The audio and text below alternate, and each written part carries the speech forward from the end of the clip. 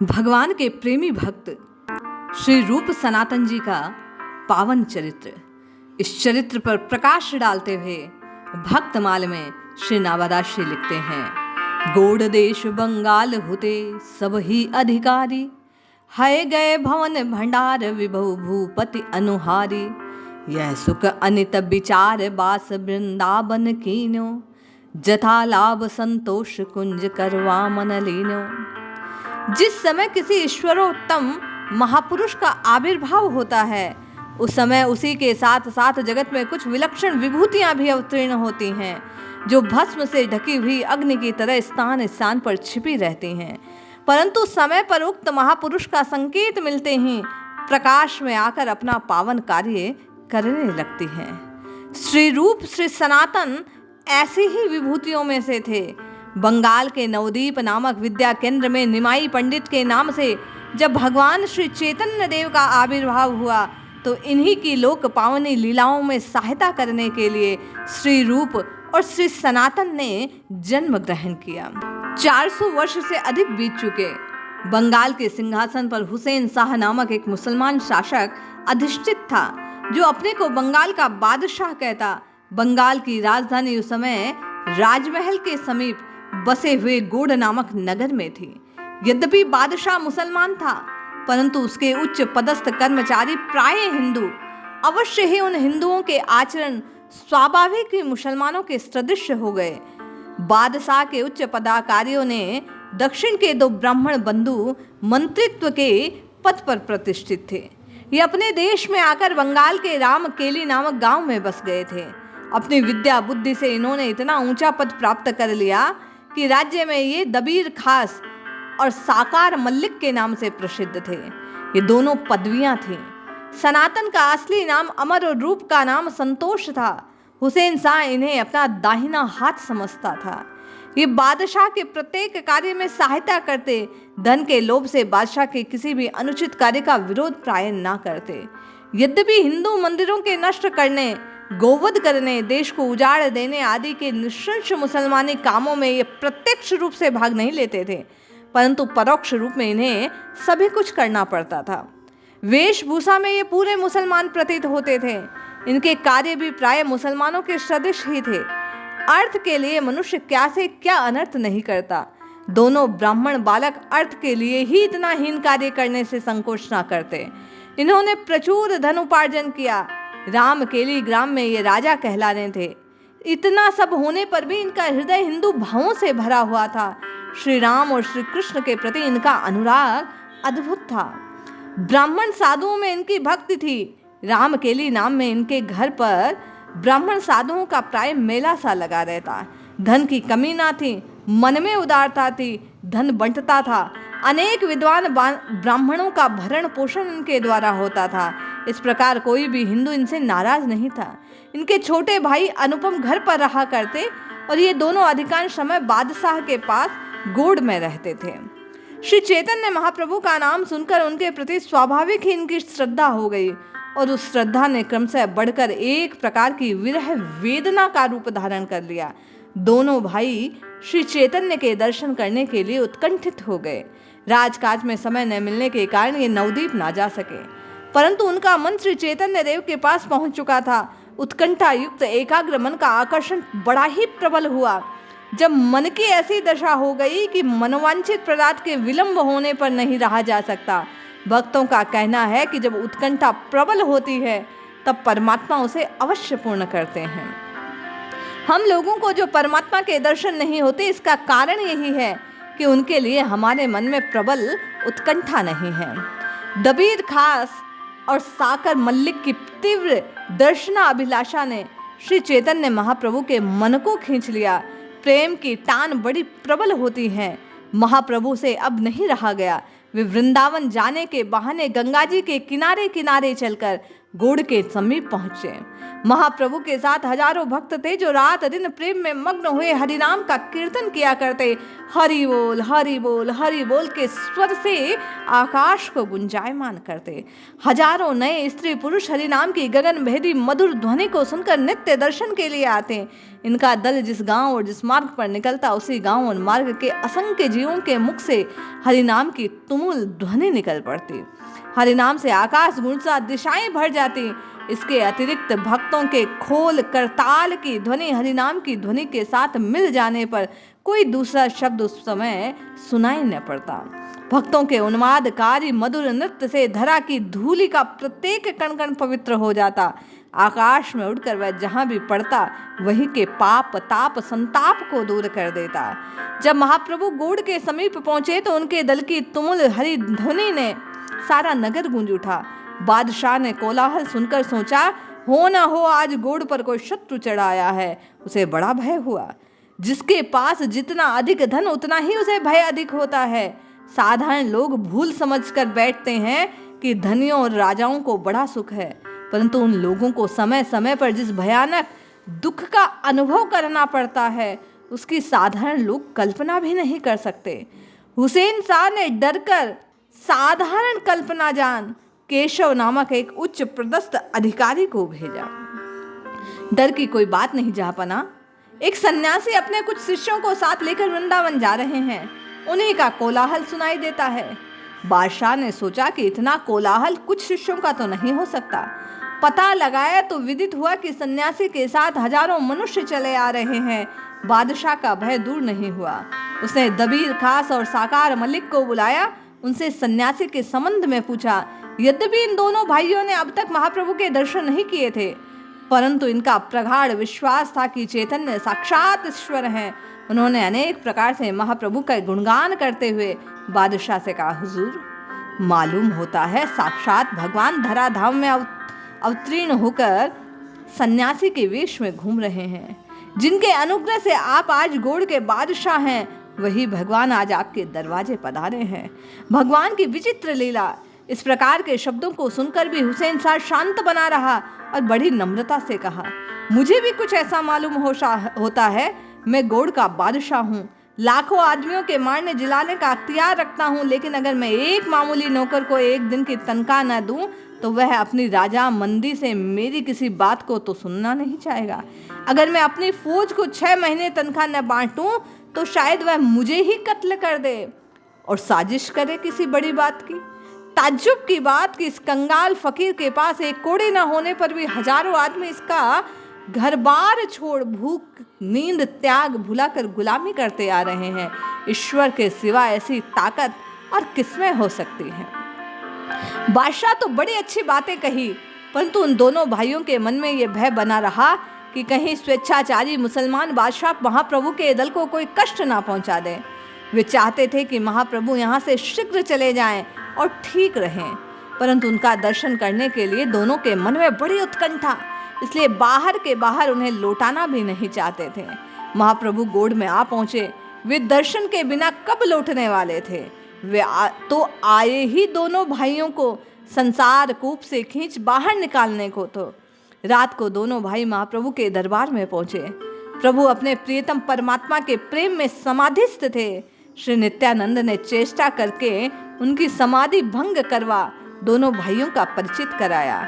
दोनों मुंह में तिनके दबाकर गले में कपड़ा डालकर महाप्रभु के चरणों में गिर पड़े और बोले, प्रभु, आपने पतित और दीनों का परित्राण करने के लिए ही पृथ्वी पर पदार्पण किया है। हम जैसे दयनीय प्रतीत आपको और कहाँ मिलेंगे। आपने जगाई मदाई का उद्धार किया, परंतु वे तो अज्ञान से पाप करते थे। उद्धार तो सबसे पहले हमारा होना चाहिए, क्योंकि हमने तो जानबूझकर पाप किया है। क्योंकि पतित तो हम ही हैं नाथ, अब आपके सिवा हमें और कोई ठौर नहीं। धन जन पद के बल पर मनुष्य बड़ा अभिमानी बन जाता है। वह समझता है मेरे सदृश जगत में कोई नहीं। जब तक उसका इस विषय बल पर भरोसा रहता है तब तक उसे भक्ति की प्राप्ति नहीं होती, परंतु जब वह संसार के समस्त विषयों का बल छोड़कर एक परमात्मा के प्रबल बल पर भरोसा करता है तब वह सफलता तत्काल ही सामने आकर खड़ी हो जाती है। तभी तो कहा गया, जब लग गज बल अपनों बरत्यो, नेक सरु नहीं काम, निर्बल है बलराम पुकार्यो, आए आधि नाम। दबीर खास और साकार मलिक, श्री रूप और सनातन गोस्वामी दोनों भगवान के चरणों में हैं। आज दोनों जो गोड़ के कर्ता हर्ता विधाता थे, समस्त बंगाल पर एक तरह से इनकी प्रभुता थी। एक बादशाह को छोड़कर सभी जो इनके अधीन थे। इतने बलशालियों के लिए प्रभु कृपा को प्राप्त करने का केवल एक ही साधन था और वह था दीनता। उन्होंने उसी को अपनाया। मूर्तिमान दैन्य बनकर दोनों प्रभु के चरणों में लेट गए। उन्होंने प्रभु से जो कुछ कहा सो उनके हृदय की यथार्थ बात थी, कहीं शब्द छल या अतियुक्ति ना थी। वास्तव में वे अपने को जगत में सबकी अपेक्षा अधिक अभागे और दीन जानते थे। भगवान को यही दीन भाव तो अधिक प्रिय है। महाप्रभु उनकी निष्कपट दीनता को देखकर दोनों भाइयों पर मुग्ध हो गए। दया भाव से उनका हृदय द्रवित हो गया। वे बोले, उठो, दीनता को दूर करो। तुम्हारी इस दीनता को देखकर मेरा हृदय विदीर्ण हो रहा है। तुम मुझे बड़े प्रिय हो। मैं यहाँ तुम्ही दोनों भाइयों से मिलने आया हूँ। तुम निश्चिंत रहो, शीघ्र ही तुम पर श्री कृष्ण की कृपा होगी। आज से तुम्हारा नाम सनातन और तुम्हारा रूप है। महाप्रभु के वचन सुनकर सनातन और रूप का हृदय आनंद से भर गया। वे कृतज्ञता पूर्ण दृष्टि से महाप्रभु के मुखमंडल की ओर निहारने लगे। उन्हें दृढ़ विश्वास हो गया, ये साक्षात प्रभु हैं। वास्तव में उन्होंने उस समय महाप्रभु के कृष्ण रूप को देखा। उनके जीवन स्रोत की दशा सहसा बदल गई थी। इसके बाद महाप्रभु ने सनातन के परामर्श से इतने लोगों को साथ लेकर वृंदावन जाने का विचार छोड़ दिया। वापस नीलांचल की ओर लौट गए। इधर रूप सनातन की दशा कुछ और हो गई। वैराग्य उमड़ पड़ा। राज्य वैभव और मंत्री पद से मन हट गया।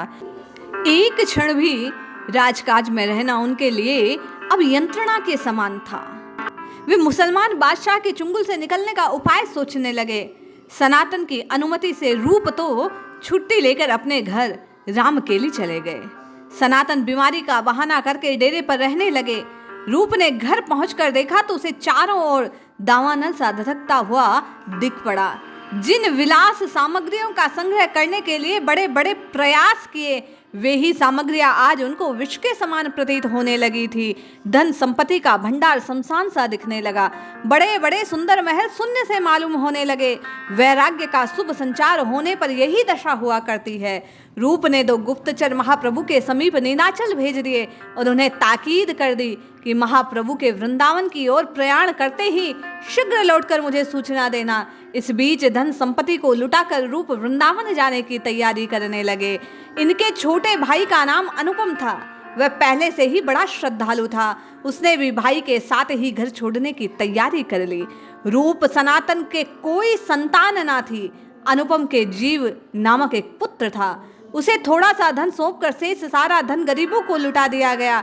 इतने में समाचार मिला कि सनातन तो बादशाह से कैद कर लिया है। जानी हुई सी बात थी।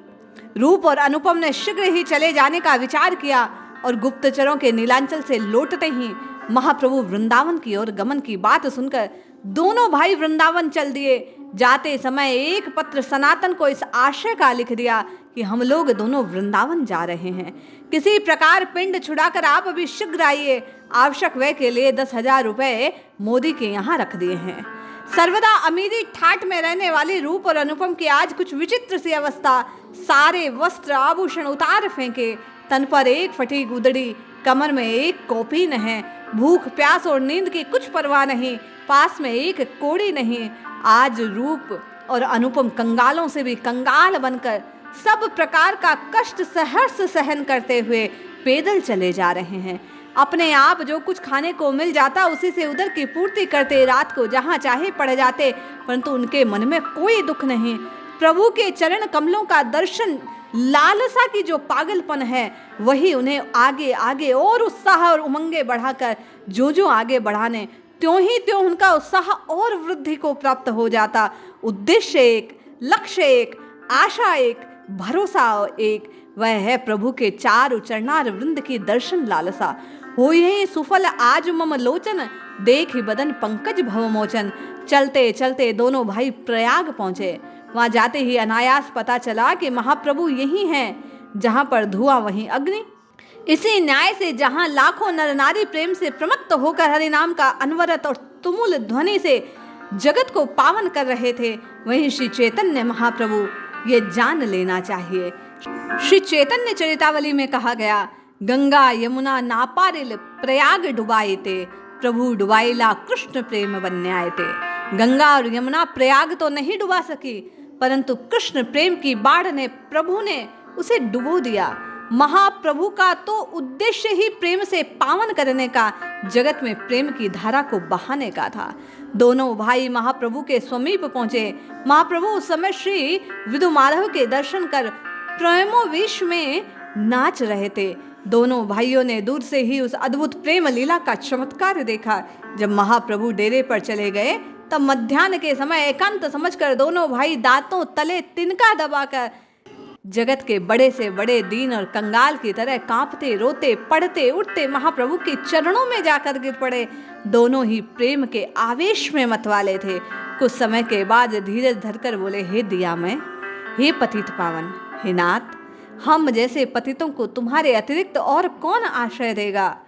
महाप्रभु ने उससे पूर्व सिर्फ एक दिन रात के समय रूप को देखा था, परंतु अब उसे देखते ही तुरंत पहचान कर महाप्रभु हंसकर बोले, उठो उठो रूप, दीनता छोड़ दो। तुम लोगों पर श्री कृष्ण की अपार कृपा है, तभी तो उन्होंने तुम लोगों को विषय कूप से निकाल लिया है। रूप भगवान को जितने भक्त प्रिय हैं उतना कोई और नहीं। भगवान स्वयं कहते हैं, चारों वेदों को जानने वाला यदि मेरा भक्त न हो तो वह मुझे प्रिय नहीं, परंतु मेरा भक्त चांडाल भी मुझे प्रिय है। मैं उसको अपना प्रेम देता हूँ, उसे प्रेम ग्रहण करता हूँ। जगत में जिस प्रकार सबका पूज्य हूँ, उसी प्रकार भक्त मेरा पूज्य है। एक श्लोक को पढ़कर महाप्रभु ने प्रेम से अश्रुपात करते हुए दोनों बंधुओं को बलपूर्वक छाती से लगा लिया, अपने पास बैठाया। समस्त वृतांत पूछने लगे। रूप ने कहा, प्रभु सुना है सनातन को बादशाह ने कैद कर लिया है।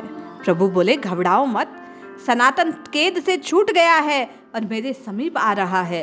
रूप और अनुपम उस दिन महाप्रभु के पास रहे, वहीं प्रसाद लिया। वल्लभ भट्ट नामक एक वैदिक और याज्ञिक ब्राह्मण महाप्रभु के दर्शन करने आए। बहुत देर कृष्ण प्रेम की बातें हुई। महाप्रभु ने दोनों भाइयों का उसे परिचय कराया। दोनों ने दूर से ब्राह्मणों को साष्टांग प्रणाम किया। भट्ट ने भी बदले में प्रणाम कर इन दोनों को मिलना चाहा, परंतु वे दोनों दूर हट गए और बोले, महाराज हम अस्पृश्य पामर, हमें आप स्पर्श ना करें। ये सुनकर भट्ट को बड़ा आश्चर्य हुआ, परंतु भक्तों को ऐसी दीनता देखकर महाप्रभु बड़े हर्षित। महाप्रभु ने उनका जीवन वृतांत सुनाकर भट्ट से कहा, आप कुलीन ब्राह्मण, ये जाति से पतित, इन्हें स्पर्श ना कीजिए। भट्ट ने कहा, प्रभु जिनकी पवित्र जिह्वा पर निरंतर श्री कृष्ण नाम का नृत्य होता हो, उससे उत्तम जगत में कौन हो सकता है। भागवत में देवी देहूति ने कहा है, जिसकी जिह्वा पर पवित्र नाम वर्तमान है वह चांडाल भी श्रेष्ठ हैं। जो लोग आपका नाम लेते हैं उन्हीं महात्माओं ने बड़ा माना है, फिर ये कैसे पतित हो सकते हैं। इस प्रकार तीर्थ, हवन, यात्रा, तप, वेद अध्ययन, भट्ट के मुख से श्लोक को सुनकर महाप्रभु उसकी प्रशंसा करने लगे और कहा, ठीक है, जितने हीन जातीय पाप सद्भक्ति रूप प्रदित्व अग्नि से दग्ध हो चुके हैं, वह चांडाल भी पंडितों के समान सम्मान योग्य है, परंतु नास्तिक वेद को जानने वाला होने पर भी सम्मान के योग्य नहीं है। जैसे प्राण रहित पुतली की सजावट केवल लोक रंजन के लिए होती है, उसे कोई फल नहीं, वैसे ही भक्तिहीन मनुष्य उच्च जाति, शास्त्र ज्ञान आदि जप तप करके भी विफल है। इस प्रकार प्रेम आलाप करते हुए महाप्रभु ने कई दिनों तक रूप और अनुपम को प्रयाग में अपने पास रखा। रूप के द्वारा प्रभु को बहुत बड़ा कार्य करवाना था, वृंदावन की दिव्य लीला को पुनर्जीवित करना था। इसलिए रूप को एकांत में रखकर लगातार कई दिनों तक महाप्रभु ने उनको भक्ति का यथार्थ रहस्य बतलाया, भली भांति समझाया और अंत में कहा, रूप मैं काशी जाता हूँ। रूप ने दुखित मन से कहा, आपका वियोग मुझसे सहा नहीं जाएगा। इन वचनों ने प्रभु कुछ नरम नहीं हुए। रूप ने फिर कहा, प्रभु आपका साथ छूटना मेरा बचना कठिन है। रूप ने दोबारा कहने पर भी प्रभु पर कोई प्रभाव ना हुआ। वे रुखाई से बोले, ये क्या, वृंदावन जाओ, मेरी आज्ञा का पालन करो, काम करो, जीवों का कल्याण करो, अपने सुख की आशा छोड़कर वृंदावन जाओ। इसके बाद यदि इच्छा हो तो मुझसे नीलांचल में मिलना। यूँ कहकर प्रभु वहाँ से चल दिए। रूप चैतन्य चरितावली में लिखा है कि मूर्छित होकर वहीं पड़े रहे। प्राय ऐसी दशा वन के अयोध्या के लौटते समय भरत जी की थी। कठिन कर्तव्य पालन है। धैर्य धारण कर प्रभु की आज्ञा अनुसार रूप अपने छोटे भाई अनुपम को साथ ले वृंदावन चले आए। रूप और अनुपम वृंदावन पहुंचे। राजा सुबुद्धि राय ने उनकी भेंट हुई। भगवान की लीला विचित्र है। एक दिन रूप गोड़ाधिपति के मंत्री थे, सुबुद्धि राय स्वयं गोड़ाधिपति। हुसैन शाह से पूर्व सुबुद्धि राय हीरगोड़ के राजा थे। हुसैन उनके यहाँ नौकरी करते थे। एक बार किसी अपराध में सुबुद्धि राय ने हुसैन की पीठ पर चाबुक मार दी। चाबुक जोर से लगी थी, अतः उसकी जिन्न जीव पीठ पर बहुत दिनों तक रहा। कुछ दिनों पीछे किसी कौशल से हुसैन ने सुबुद्धि को गद्दी से उतार दिया। स्वयं गौड़ का बादशाह बन गया। अपने नाम को हुसैन खां से बदलकर हुसैन शाह रख दिया। सुबुद्धि राय के साथ इतनी भरसल मनसी रूप को जानकर नहीं मारा, आदर के अपने पास रखा। एक दिन देवयोग्य से हुसैन की बेगम ने अपने स्वामी की पीठ पर चाबुक का दाग देखकर उससे कारण पूछा। ये जानने पर कि ये दाग सुबुद्धि की चाबुक का है, उसे बड़ा क्रोध आया। पति को लाचार कर जबरदस्ती सुबुद्धि से मुख में अपना झूठा पानी डलवा दिया। सुबुद्धि राय की जाति गई, यद्यपि उसने अपनी इच्छा से ऐसा नहीं किया। मुसलमान का जल नहीं पिया था, तथापि समाज में उसके प्रायश्चित की कुछ व्यवस्था न थी। उसे जाति से बहिष्कृत कर दिया। राज्य च्युत गरीब की कौन सुनता। यदि उसके पास पर्याप्त धन होता तो समाज में उसे किसी प्रायश्चित के सहारे की आवश्यकता न थी। सुबुद्धि राय समाज च्युत होकर बड़े दुखित मन से प्रायश्चित के लिए काशी गया। पंडितों से व्यवस्था मांगी। पंडितों ने कहा, उबलता हुआ घी पीकर प्राण त्याग देना ही एकमात्र प्रायश्चित है। ये सुनकर सुबुद्धि राय सहम गया। इस प्रकार प्राण त्याग करने की अपेक्षा जातिच्युत होकर जीना उचित है। सुबुद्धि ने यद्यपि प्राण नहीं त्यागा, परंतु उसके मन में निरंतर ऐसे जीवन में ग्लानि बनी रही। न जाने उस सुबुद्धि कुमार की तरह कितने हिंदू जाति के लाल इस प्रकार विधर्मी बनने को बाध्य किए गए। सुबुद्धि राय ने एक बार सुना कि चैतन्य महाप्रभु नामक एक दीन जन उद्धारक महाप्रभु यहाँ पधारे। वे किसी से घृणा नहीं करते, सभी से प्रेम से अपनाते हैं। सुबुद्धि राय ने ग्लानि युक्त मन से जरा उत्साह आया, वह दौड़कर उनके पास गया। महाप्रभु के दर्शन कर उसके अपने प्रायश्चित की व्यवस्था चाहिए। प्रभु ने कहा, कृष्ण नामेव केवलम, कृष्ण का परम पावन नाम सारे पापों का प्रायश्चित है। सुबुद्धि राय इस आज्ञा को शिरोधार्य कर वृंदावन चले आए। वहां आपने अपना जीवन श्री कृष्ण नाम के जप में लगा दिया। आज उसी कृष्ण नाम परायण सुबुद्धि राय के रूप को देखकर अनुपम को बड़ी प्रसन्नता हुई। प्रभु की कृपा से आज गौड़ देश के भूतपूर्व बादशाह मंत्री दोनों एक साथ एक उद्देश्य से कृष्ण नाम के प्रसार में वृंदावन में उपस्थित हैं। रूप और अनुपम को वृंदावन भेजकर महाप्रभु काशी चले आए। वहां श्री चंद्रशेखर के मकान में ठहरे। इधर सनातन ने गौड़ के कारागार में रूप का पत्र पाकर शीघ्र वहां से निकलकर महाप्रभु के समीप जाने का विचार किया। मौके से द्वार रक्षक को कुछ देकर कारागार के निकट पड़े। 7,000 मोहरे देकर उसी की सहायता से रातों रात गंगा के उस पार चले गए। ईशान नामक एक नौकर इनके साथ था। सनातन के पास इस समय कुछ भी नहीं था। वे एक फटी सी धोती पहने, तथापि खाने पीने अन्य किसी वस्तु को साथ लेने का कुछ परवाह न कर वृंदावन की ओर तीर की जो चलकर चल पड़े। रात दिन चलते चलते पातड़ा नामक गांव में पहुंचे। वहां भौमिकों की सहायता से पहाड़ लांघकर आगे बढ़े। इनके साथी नौकर ईशान ने छिपाकर 8 मोहरें अपने पास रख ली थी। भौमिकों ने मोहरों के लोभ से सनातन का बड़ा आदर किया। उनके मन में पाप था। वे रात को सनातन और ईशान को मारकर मुहर छीनना चाहते थे। धन की यही महिमा है। जिस प्रकार मांस के टुकड़े पर मांसाहारी पखरू परस्पर लड़कर मर जाते हैं, इसी प्रकार धनरूप मांस के लोभ में मानव जगत में निरंतर हिंसा में लड़ाइयां किया करता है।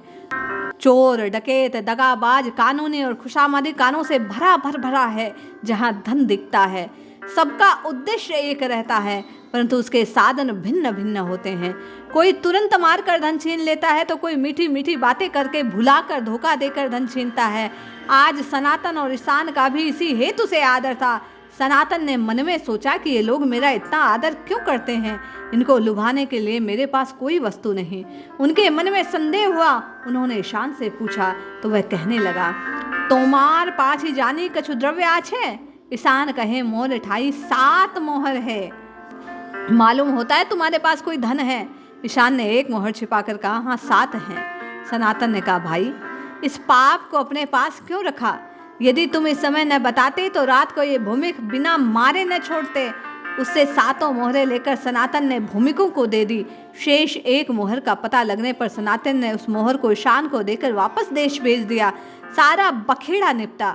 सुखपूर्वक सनातन अकेले चलने लगे। संध्या के समय हाजीपुर नामक स्थान पर पहुंचे। एक जगह ऊंचे बैठकर उच्च स्वर से कृष्ण नाम के पावन नाम को कीर्तन में गाने लगे। उन्हीं सच्ची शांति और विश्रांति इसी से मिलती थी। वास्तव में बात भी यही है, भगवान के नाम में ही शांति है, वही जीव की व्यथा को हरण करती है। सनातन के बहनोई श्रीकांत बहुत दिनों से हाजीपुर में थे। वे गौड़ बादशाह के लिए घोड़े खरीदने आए थे। संध्या का समय श्रीकांत एक तरफ बैठे आराम कर रहे थे। उनके कानों में हरिनाम की मीठी आवाज गई। पहचाना हुआ स्वर श्रीकांत उठकर सनातन के पास आए। देखते ही अवाक, सनातन संबंधी कोई बात न सुनी थी। बड़ा आश्चर्य, उन्होंने देखा सनातन का शरीर जीर्ण हो गया, फटी सी मेली धोती, बड़ी दाढ़ी है, मुख पर वैराग्य की छाया, जोर जोर से मतवाले की भांति हरिनाम का उच्चारण। श्रीकांत ने सनातन को पुकार कर सचेत किया।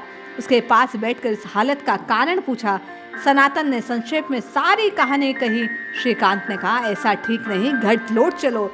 सनातन ने कहा, घर हो ही तो जाए, अब तक घर का भूला हुआ था, पराए घर को घर माने था, अब पता लगा है, इसीलिए तो दौड़ता हूँ। आंखें खुलने पर स्वप्न के माहौल में कौन रहता है। सनातन कहने लगे, जब तक संसार का मायामय घर घर मालूम होता है, तब तक असली घर दूर रहता है। जिसको कभी अपने असली घर का पता लग जाता है, वह तो इसी प्रकार मतवाला होकर दौड़ता है। श्रीकांत ने समझने की बड़ी चेष्टा की, परंतु समझे हुए को भूला हुआ क्या समझावे। जहाँ वैराग्य का सागर उमड़ता हो, वहाँ विषय रूपी कूड़े को कहाँ स्थान। श्रीकांत की बातें सनातन को जागृत हृदय को स्पर्श तक न कर सकी, ऊपर ही ऊपर उड़ गई। श्रीकांत ने समझा कि अब यह नहीं मानेगा, अतएव सनातन के घर लौटने की आशा छोड़कर उन्होंने उनके राह खर्च के लिए कुछ देना चाहा। सनातन ने कुछ नहीं लिया। गहरा गाढ़ा पड़ रहा था। श्रीकांत ने एक बढ़िया दुशाला देना चाहा, सनातन ने उसे नहीं लिया। यही तो भक्तों की, प्रेम के मतवाले संतों की विलक्षण अवस्था है। न उन्हें भूख का पता, न प्यास का, न गर्मी सताती है, न जाड़ा। श्रीकांत रोने लगे। उनका रोना देखकर सनातन का मन पिघला। भक्त बड़े कोमल हृदय होते हैं।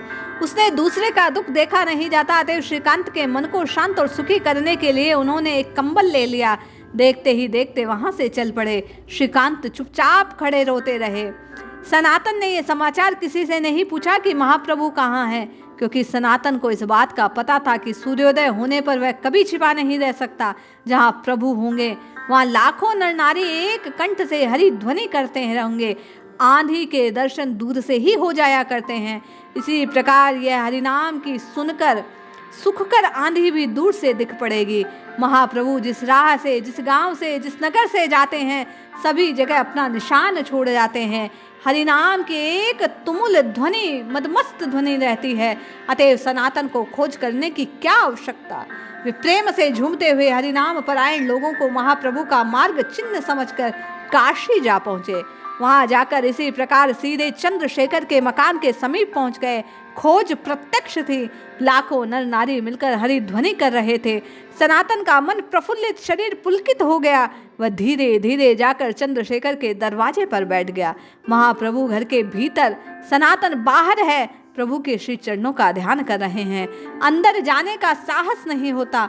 अपने पापों को स्मरण कर मन में सोचते हैं, मुझ पर प्रभु की कृपा होगी। मुझ सरीगे घोर नार की जीव का क्या प्रभु निहारेंगे। सनातन के मन में कहीं भी छल कपट दंभ गंध तक ना थी। सरल और शुद्ध हृदय से पापों की स्मृति में अनुताप से दग्ध हो सनातन आज प्रभु की शरण चाहते थे। इसी स्थिति में भगवत कृपा के दर्शन हुआ करते हैं। जब मनुष्य अपने सारे छल कपट छोड़कर अत्यंत दीन भाव से दीन बंधु पतित पावन परमात्मा की शरण लेता है, तभी भगवान हाथ बढ़ा उसे अपनी छाती से लगा लेते हैं। सारे पापों को छुड़ाकर उसे सदा के लिए अभय बना देते हैं। काल्पनिक अनुताप, कृत्रिम दीनता, दंभ पूर्ण स्तुति से भगवान कदापि प्रसन्न नहीं होते। वे झूठे को खूब पहचानते हैं। सर्वज्ञ महाप्रभु ने घर के अंदर बैठे हुए इस बात को जान लिया कि बाहर सनातन है। अतः उन्होंने चंद्रशेखर से कहा कि दरवाजे पर जो वैष्णव बैठा है उसे अंदर बुला लाओ। आज्ञा अनुसार चंद्रशेखर बाहर आया। वहाँ किसी वैष्णव को न देखकर वापस लौट आया। बाहर तो कोई वैष्णव नहीं। महाप्रभु ने कहा, क्या दरवाजे पर कोई नहीं बैठा है? चंद्रशेखर ने कहा, दरवाजे पर एक फकीर सा तो बैठा है। महाप्रभु ने कहा, जाओ उसी को भीतर ले आओ। यद्यपि सनातन के कपड़े लत्ते वैष्णव के से नहीं थे, किंतु उनका अंतर तो विष्णुमय था। अंतर तो पहचानता अंतर्यामी का काम है। यदि कोई भगवान को प्रसन्न करना चाहे तो उसे अंतर से यथार्थ वैष्णव बनना पड़ता है। भगवान उसे पहचान कर स्वयं अपने पास बुला लेते हैं। चंद्रशेखर यह सुनकर आश्चर्य करने लगा। सोचने लगा कि आज प्रभु इस फकीर को क्यों बुला रहे हैं, परंतु महाप्रभु के सामने कुछ कहने का साहस न था। बाहर जाकर सनातन से कहा, आप कौन? आपको प्रभु बुला रहे हैं। प्रभु बुला रहे हैं?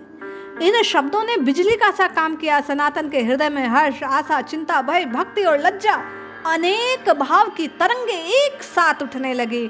उन्होंने कहा, हे प्रभु, मुझे बुलाते हैं? क्या सचमुच मुझे बुलाते हैं? आप भूल तो नहीं कर रहे? भला प्रभु मुझे क्यों बुलाने लगे? वे किसी और को बुलाते होंगे। चंद्रशेखर ने कहा, नहीं, वे आपको ही बुलाते हैं। इस पर सनातन का संदेह दूर नहीं हुआ। सनातन मन में सोचने लगे, प्रभु ने तो केवल एक बार देखा, वे लाखों मनुष्य को इस प्रकार देखते हैं। मैं जाति पतित पामर, प्रभु मेरी स्मृति क्यों होगी? स्मृति हो तो भी वे मुझे क्यों बुलाने लगे? यो विचार कर सनातन ने चंद्रशेखर से कहा, महाराज आप भूलते हैं, आप अंदर जाकर फिर पूछिए प्रभु किसको बुलाते हैं। सनातन ने फिर सोचा, अपने आने की खबर तो प्रभु को मैंने दी नहीं, वे मुझे बुलाते कैसे? इस प्रकार सनातन की विचित्र भाव कृति देखकर, उनके प्रलाप सुनकर आश्चर्य में डूबे हुए चंद्रशेखर ने कहा, प्रभु आपको ही बुलाते हैं, आप अंदर पधारिए। सनातन के हृदय में आनंद का समुद्र उमड़ पड़ा, परंतु अपनी स्वाभाविक दीनता से दांतों तले तिनका दबाकर अपराधी की भांति चुपचाप अंदर जाकर प्रभु के चरणों में लुकुट की तरह गिर पड़े। दोनों नेत्रों से अश्रुओं की अजस्त्र धारा बहने लगी। सनातन बोले, प्रभु मैं पामर हूँ, मैंने आजीवन कामादि षड विकारों की सेवा की है, विषय भोग का सुख माना है, दिन रात नीचों के साथ नीच कर्म करने में रत रहा हूँ। इस मनुष्य जन्म को मैंने व्यर्थ खो दिया। मुझ सरीका पापी अधम नीच कुटिल कौन होगा? प्रभु आज आपके चरणों की शरण आया हूँ। आपकी अपनी स्वाभाविक दयालुता की तरफ ख्याल कर मुझे चरणों में स्थान दो। इस अधम को इन चरणों के सिवा और कहाँ आश्रय मिलेगा? प्रभु ने सनातन के इन शब्दों को नहीं सुना। उनका हृदय दया से द्रवित हो गया। सनातन को जबरदस्ती उठाकर प्रभु ने अपनी छाती से लिपटा लिया। सनातन के नेत्रों की अश्रुधारा मानो मंदाकिनी की धारा बनकर महाप्रभु के शरीर चरण को धोने लगी। महाप्रभु के नेत्रों की प्रेमा अश्रुधारा सनातन गोस्वामी के मस्तक का सिंचन कर सहसा पाप मुक्त करने लगी।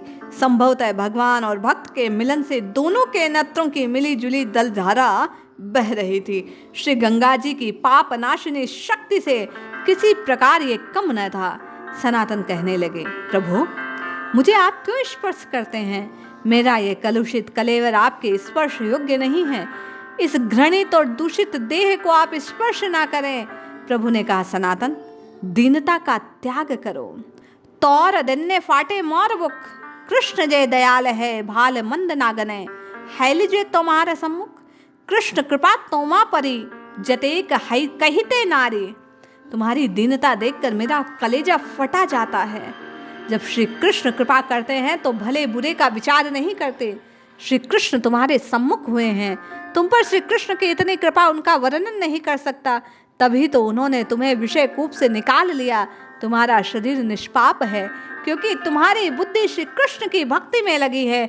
मैं तो अपने को पवित्र करने के लिए तुम्हें स्पर्श कर रहा हूँ, क्योंकि तुम अपने भक्ति बल से मेरे ब्रह्मांड को पवित्र करने में समर्थ हो। युधिष्ठिर ने जिस प्रकार श्रीमद् भागवत में विदुर जी से कहा था, हे प्रभु आप जैसे भगवत भक्त स्वयं तीर्थ रूप हैं, पापियों के द्वारा कलुषित तीर्थों को आप लोग अपने हृदय से स्थित गदाधर भगवान के द्वारा पुनः तीर्थत्व प्रदान करवाते हैं, उसी प्रकार धर्म, सत्य, दम, तम, द्वेष, लज्जा, तितिक्षा, अहिंसा, यज्ञ, दान, धृति, विद्या, अध्ययन 12 गुणों से विभूषित ब्राह्मण भी यदि भगवान पद्मनाभ के पदार विंद के विमुख भी हो, जिस चांडाल का मन वचन क्रम से श्री भगवान को समर्पित है, वह ब्राह्मण की अपेक्षा अधिक श्रेष्ठ है, क्योंकि वह हरि भक्त चांडाल कुल भर भी को पवित्र कर देता है, परंतु वह बड़े मान वाला ब्राह्मण अपने आप को नहीं कर सकता। इन 2 श्लोकों को सुनाकर महाप्रभु ने भक्त की महिमा का गान किया। सनातन, तुम हरिभक्त हो। तुम्हें देखने से, तुम्हारा स्पर्श करने से और तुम्हारे गुणगान से शरीर पवित्र होता है। तुम जैसे भक्तों के दर्शन से आंखों की सफलता है, तुम जैसे भक्तों के अंग स्पर्श से शरीर की सफलता है, तुम जैसे भक्तों के गुणगान से जीव की सफलता है। संसार में भागवतों के दर्शन अत्यंत दुर्लभ है। यूँ कहकर महाप्रभु ने सनातन के भाग्य की बड़ी प्रशंसा की। सनातन के स्वरूप की, भक्ति की प्रशंसा करते हुए श्री कृष्ण प्रेम होने पर वास्तव में ऐसी ही दीनता प्रकट होती है। महाप्रभु ने सनातन को अपनी उसकी कारा मुक्ति के संबंध में पूछा। सनातन में संक्षेप में सारी कथा कही। महाप्रभु ने चंद्रशेखर से कहा, सनातन का मस्तक मुंडन करा, इसे स्नान करवा कर नए कपड़े पहना दो। स्नान कर चुकने पर जब तपन मिश्र नामक एक भक्त सनातन को नई धोती देने लगे, तब सनातन ने कहा, यदि आप मुझे वस्त्र देना चाहते हैं तो कोई फटा पुराना कपड़ा दे दीजिए, मुझे नए वस्त्र की क्या प्रयोजन। सनातन का आग्रह देखकर मिश्र ने एक पुरानी धोती दे दी। सनातन ने फाड़ कर उसकी 2 कॉपीन बना ली। सनातन के इस प्रकार वैराग्य को देखकर महाप्रभु मन ही मन बड़े प्रसन्न हुए, परंतु श्रीकांत की दी हुई कंबल सनातन के कंधे पर उस समय भी पड़ी हुई थी। महाप्रभु ने 2-4 बार उसकी ओर देखा, तब सनातन ने समझा कि मैंने अब तक यह सुंदर कंबल अपने पास रख छोड़ा है, मेरी विषय वासना दूर नहीं हुई। इसी से प्रभु बार बार इसकी ओर ताक कर मुझे सावधान कर रहे हैं। सनातन ने गंगा तट पर जाकर उस कंबल को एक गरीब को दिया, बदले में उससे फटी गुदड़ी लेकर उसे ओढ़ लिया। जब महाप्रभु ने सनातन को गुदड़ी ओढ़े देखा तो बड़े प्रसन्न और बोले, सनातन, श्री कृष्ण ने तुम्हारे विषय रोग को आज समूल नष्ट कर दिया, भला उत्तम वैद्य रोग का जरा सा भी शेष क्यों रहने देगा। महाप्रभु ने सनातन को लगातार 2 महीने तक भक्ति तत्व की परोत्तम शिक्षा देकर उनसे वृंदावन जाने को कहा। वहाँ रूप और अनुपम के साथ मिलकर श्री कृष्ण का कार्य संपादन करने का आदेश दिया। महाप्रभु तो नीलांचल की ओर चले गए। उनकी आज्ञा पाकर सनातन वृंदावन आए। वृंदावन आने पर पता लगा कि उनके भाई रूप और अनुपम दूसरे मार्ग से काशी होते हुए देश चले गए। सनातन सुबुद्धि राय के मकान पर ठहरे। राय ने बड़े आदर से उन्हें अपने समीप रखा, परंतु वहां उनका मन नहीं लगा। जरा सी भी भोग सामग्री के समीप निवास करना उन्हें असह्य हो गया। सनातन मकान छोड़ वन में एक पेड़ के तले रहने लगे। प्रतिदिन जंगल से लकड़ियां लाकर बाजार में बेचते, उसी से जीवन निर्वाह करते। जो कुछ बचा रहता दीन दुखियों में बांट देते। एक दिन जो बंगाल के कर्ता हरता थे, आज वे ही हरि प्रेम में मादकता के प्रभाव से ऐसे दीन बन गए। सनातन नित्य यमुना स्नान को जाते। एक दिन यमुना के तीर पर उन्हें एक हीरा पड़ा मिला। उन्होंने सोचा किसी गरीब को दे देंगे। थोड़ी देर किनारे पर बैठे रहे। जब कोई नहीं आया तो हीरे पर धूल डालकर सनातन ने गंगा स्नान किया। इतने में एक ब्राह्मण ने आकर उनसे कहा, मैंने आज स्वप्न में देखा, आपने मुझे एक बहुत सा धन देकर परम ऐश्वर्यशाली बना दिया, इसीलिए मैं आपके पास दौड़ आया हूँ। ब्राह्मण की बात सुनकर सनातन ने कहा, भगवान, मैं तो अकिंचन हूँ, परंतु एक हीरा यहाँ धूल में पड़ा है। संभवतः श्री कृष्ण ने उसे आपके लिए भेजा हो, आप चाहें तो उसे ले सकते हैं। ब्राह्मण को खोजने पर हीरा नहीं मिला। तब सनातन ने यमुना जी से बाहर निकलकर उस स्थान को दिखाकर कहा, महाराज, मैं स्नान कर चुका हूँ, इसलिए इस हीरे को नहीं छूंगा, आप इसे ले जाइए। ब्राह्मण बहुमूल्य रत्न पाकर बड़ा प्रसन्न हुआ, उसे लेकर अपने घर को चला गया। चलते चलते उसके अपने मन में सोचा कि जिस हीरे को लेकर मैं इतना प्रसन्न हूँ, उसको सनातन जी ने छुआ तक नहीं। क्या कारण? क्या सनातन इससे अधिक मूल्यवान कोई वस्तु चाहते हैं, प्राप्त करते हैं, जिसके सामने ये हीरा तुच्छ हो? यदि ऐसी कोई बात है तो मैं पदार्थ के प्राणों को क्यों न लगा लूं? ब्राह्मण ने यह सोचकर हीरे का मोह छोड़ दिया। सनातन के पास जाकर अपने भक्ति तत्व का भाव समझा, नवजीवन को प्राप्त किया। सच्चे साधु से पवित्र और वैराग्यपूर्ण संग का ऐसा प्रभाव कि हीरे का त्याग कर वे ब्राह्मण देव भी श्री कृष्ण पारसमणि को प्राप्त करते हैं। कुछ समय तक वृंदावन में निवास कर सनातन महाप्रभु से मिलने के लिए नीलांचल की ओर चल पड़े। रास्ते में उन्हें चर्म रोग हो गया। कविराज गोस्वामी ने लिखा है कि झारखंड के दूषित जलपान से उनको यह रोग हो गया था। जो कुछ भी हो, सनातन रोग आक्रांत होकर नीलांचल पहुँचे। अपने को दीनहीन पतित मानकर हरिदास जी के यहाँ ठहर गए। उन्हें रोग की चिंता नहीं थी, इससे तो उन्हें आनंद था। वे समझते थे कि इस रोग की वजह से मेरे पास कोई आवेगा नहीं, मैं भजन निश्चिंत होकर कर सकूंगा। पूर्वकृत पाप का फल जितना ही भोगा जाएगा उतने ही पाप नष्ट हो जाएंगे। इन्हीं सब बातों का विचार कर सनातन संतुष्ट थे। उन्हें इस कोड की कोई परवाह नहीं। श्री हरिदास जी के यहाँ महाप्रभु रोज जाया करते। उन्होंने जाकर सनातन को देखा। सनातन दूर से ही चरणों में प्रणाम करने लगे। महाप्रभु ने दौड़कर उन्हें छाती से लगाना चाहा, पर सनातन पीछे हट गए। बोले, प्रभु आप मुझे स्पर्श ना करें, मैं अत्यंत नीच तो हूँ ही, जिस पर मुझे कोढ़ हो गया, इसलिए क्षमा करें। महाप्रभु ने कहा, सनातन तुम्हारा शरीर मेरे लिए बड़ा ही पवित्र है, तुम कृष्ण के भक्त हो, तुमसे जो घृणा करता है वह स्पर्श है। यूँ कहकर महाप्रभु ने सनातन को जबरदस्ती छाती से लिपटा लिया। सनातन के कोढ़ का मवाद महाप्रभु के शरीर से लग गया। महाप्रभु ने सनातन से कहा, तुम्हारे दोनों भाई यहाँ आकर 10 महीने रहे थे, इसके बाद रूप तो वापस वृंदावन लौट गए।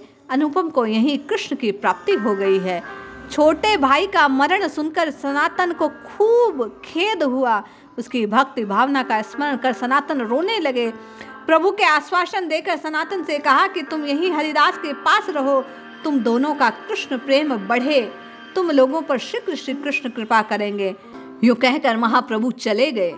इसी प्रकार रोज रोज वहां आकर सनातन का आलिंगन करने लगे। सनातन के मन में इससे बड़ा क्षोभ होता। अपने शरीर की मवाद प्रभु के शरीर पर लगते हुए देखकर मार्मिक वेदना होती। महाप्रभु किसी प्रकार मानते नहीं। अतएव सनातन ने श्री जगन्नाथ के रथ के चक्र के नीचे दबकर प्राण त्याग करने का विचार किया। दिव्य ज्ञान से महाप्रभु को ये बात मालूम हो गई। उन्होंने सनातन को अपने पास बुलाकर उनसे कहा, सनातन तुमने तो देह त्याग का विचार किया, उसे छोड़ दो, इससे श्री कृष्ण नहीं मिलेंगे। श्री कृष्ण प्राप्ति का उपाय भक्ति और भजन है। तुम तो श्री कृष्ण के अनुरागी भक्त हो। तुम समझते हो तुम्हारा ये शरीर घृणा के योग्य है, परंतु मैं ऐसा नहीं समझता। मैं सन्यासी हूँ, सन्यासियों को वृष्ट और चंदन का ज्ञान नहीं होना चाहिए। अतः मैं तुम्हारे शरीर से घृणा कैसे कर सकता हूँ? मैं घृणा करूँगा तो मुझे कृष्ण के सामने अपराधी होना पड़ेगा। सनातन ने कहा, प्रभु पता नहीं आपकी क्या इच्छा, आप दीन दयालु हैं इसलिए मुझे घृणा नहीं करते। आपका कार्य ही मुझ जैसे अधमों पर कृपा करना है। आप स्वामित्व मुझ पर रखते हैं, मुझ जैसे पतित पामर सेवकों पर आपका ही स्वामित्व है। महाप्रभु बोले, सनातन मैं तुम लोगों को बालक के समान समझता हूँ, मानो तो मैं तुम्हारी माता हूँ। क्या माता कभी रोगी संतान से घृणा कर सकती है? क्या बालक की लार माता के सामने शरीर पर नहीं लगती? क्या कभी माता अपने मेले कुचीले बालक से घृणा कर सकती है? महाप्रभु के इन वचनों को सुनकर हरिदास ने, जो सनातन के साथ आए थे, प्रभु से कहा, तुम किस प्रकार क्यों कृपा करते हो, ये समझना हमारी बुद्धि के परे है। उस दिन वासुदेव तुम्हारे पास आया तो बिल्कुल अपरिचित था, उसका तो भयानक कुष्ठ तुमने तत्काल मिटा दिया, और ये तुम्हारा सनातन। इतना कहकर आगे हरिदास कुछ ना बोल सके। हरिदास के इन शब्दों से सनातन को बड़ा संकोच हुआ। महाप्रभु की शक्ति की सनातन से छिपी न थी, परंतु सनातन सर्वथा निष्काम और शरीर की ममता से शून्य थे। सनातन कभी इशारे से भी महाप्रभु से रोग दूर करने की बात नहीं कह सकते थे। महाप्रभु ने कहा, हरिदास जी, सनातन के शरीर के इस रोग से होने से मेरी परीक्षा हुई। यदि मैं इस व्याधि को देखकर घृणा करता तो श्री कृष्ण के सामने महान दोषी बनता। सनातन तुम दुख न मनाना, मैं तुम्हें इसीलिए आलिंगन करता हूँ कि मुझे ऐसा करने में सुख मिलता है। इस वर्ष तुम मेरे पास यहाँ रहो, अगले साल तुम्हें वृंदावन जाना पड़ेगा। विचार कीजिए, महाप्रभु ने सनातन को इस घृणित रोग से मुक्त क्यों नहीं किया? प्रभु ने सनातन के द्वारा हम सभी के जीवों में बड़ी शिक्षा दी। प्रथम, कुकर्म का फल भोगना पड़ता है। दूसरा, भक्त कभी नीच नहीं होता, पहले भले वह कोढ़ी हो जाए, वह तो सदा पूजनीय है। सनातन जी सरी के कोढ़ी को भी प्रभु प्रेम से आलिंगन करते हैं, क्या वैसे किसी भक्त को कोढ़ हो सकता है? तीसरा, भक्त तो अत्यंत दीन होता है। यद्यपि प्रभु सनातन का अत्यंत सम्मान करते, परंतु दीन होना चाहिए। सनातन को अभिमान नहीं था, वरम उनकी दीनता दिनों दिन बढ़ती गई। चौथी बात, भक्त को भगवान से कुछ नहीं मांगना चाहिए, पांचवा, दीन दुखी कोढ़ी मनुष्य को भी प्रेम का पात्र जानना चाहिए। जो दीनों और पीड़ितों से प्रेम करता है वही दीन बंधु भगवान को प्रिय होता है। भगवान मंगलमय परम पिता हैं। वे तो अपनी संतान पर नित्य दया करते हैं। उनसे कुछ मांगना उनकी दयालुता का अविश्वास करना है। सनातन ने कुष्ठ की भयानक पीड़ा सहर्ष सहन की, परंतु किसी समय भी उनके मन में संकल्प नहीं उठा कि मैं प्रभु से अपने रोग की निवृत्ति के लिए प्रार्थना करूं। इन्हीं सब बातों को दिखलाने के लिए समर्थ होने पर भी केवल दर्शन मात्र से जहां सनातन के रोग का नाश हो सकता था, जब जगत सनातन के अतुलनीय निष्कपट निष्काम प्रेम और अनुकरणीय दीनता से परिचित हो गया, बस उसी समय सनातन गोस्वामी रोग मुक्त हो गए। तदनंतर महाप्रभु ने सनातन को वृंदावन जाकर जीवों का उद्धार करने की अनुमति दी। यद्यपि महाप्रभु को छोड़कर जाने में सनातन को असीम कष्ट हुआ, परंतु आज्ञा का उल्लंघन करना सनातन के लिए अधिक कष्टकर था। सनातन वृंदावन चले गए, रूप भी पहुंचे। दोनों ने मिलकर वृंदावन के उद्धार कार्य को किया। वृंदावन से जब कोई यात्री नीलांचल जाता तो महाप्रभु सबसे बड़े चाव से पूछते, भाई मेरे रूप सनातन का क्या हाल है? वे वहाँ अपना जीवन किस तरह बिता रहे हैं? वह जवाब देता, दोनों भाई वृक्षों के नीचे सोते हैं, भीख मांगकर रूखी सूखी खाते हैं, फटी लंगोटी पहनते हैं, गुदड़ी और करवा साथ रखते हैं, 8 पहर केवल 4 घड़ी सोते हैं, शेष सब समय श्री कृष्ण नाम का संकीर्तन करते हैं, शास्त्रों का प्रणयन करते हैं। श्री रूप और सनातन दोनों वृंदावन में ही गोलोकवासी हुए। एक समय जो विद्या पद ऐश्वर्य मान के मत्त में थे, वे ही भगवत कृपा से निरअभिमानी निर्लोभी वैराग्यवान और परम प्रेमी परम नाम निष्ठ हो गए। कृष्ण कृष्ण कृष्ण कृष्ण जपते कृष्णमय हो गए। हम आप भी ऐसे भक्तों के चरित्र को सुनकर, इन गाथाओं को अपने श्रवणेंद्रियों से पीकर उन्हीं के समान भगवान के नाम के अनुरागी बने और अपने जीवन को कृतार्थ करें। जय श्री हरि।